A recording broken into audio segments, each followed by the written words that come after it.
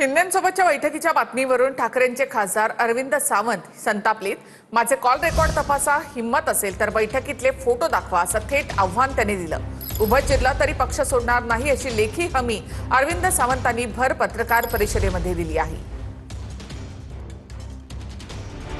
शिंदेंसोबत ठाकरेंच्या खासदारांची बैठक झाल्याच्या वृत्तामध्ये आपलं नाव आल्याचं कळताच अरविंद सावंत संतापल्याचे दिसून आले।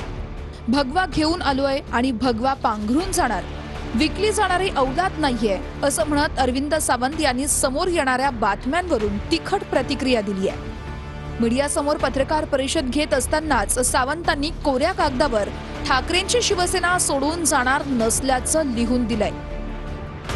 मी अरविंद गणपत सावंत, शिवसेना नेता, खासदार, मुख्य नेता, अध्यक्ष, भारतीय कामगार सेना, आज जाहीरपणे लिहून देतोय की मी शिवसेना उद्धव बाळासाहेब ठाकरे यांचा निष्ठावंत शिवसैनिक असून मला उभा चिरला तरी शिवसेना उद्धव बाळासाहेब ठाकरे पक्ष मातोश्री सोबत असलेलं नातं कधीही तोडणार नाही। शिवसेना उद्धव बाळासाहेब ठाकरे पक्ष खरं तर मूळ शिवसेना पक्ष यांच्यासोबत प्रतारणा करणं म्हणजे आईच्या दुधाशी प्रतारणा करणं आहे असं मी समजतो।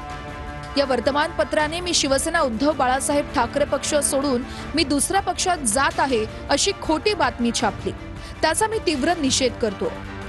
हे माझ्या आयुष्यभराच्या निष्ठावंत वाटचालीवर त्यांनी बालांट लावलं, म्हणून त्यांच्या विरोधात मी अब्रू नुकसानीचा दावा न्यायालयात करणार आहे।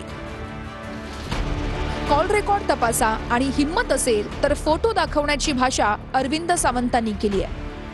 तर पक्षांतर्गत हितशत्रूंमुळे सावंतांना अग्निपरीक्षा द्यावी लागतेय अशी टीका नरेश म्हस्केंनी केली आहे। मी वंदनीय हिंदू हृदय सम्राट शिवसेना प्रमुख श्रीमान बाळासाहेब ठाकरेंचा शिवसैनिक आहे। आदरणीय उद्धवजी बाळासाहेब ठाकरे हे ज्या शिवसेनेचं नेतृत्व करतात त्या शिवसेना उद्धव बाळासाहेब ठाकरे पक्षाचा शिवसैनिक आहे। उभा चिरला ना मला तरी मातोश्रीची पताळणा होणार नाही आणि उद्धवजींना सोडणार नाही।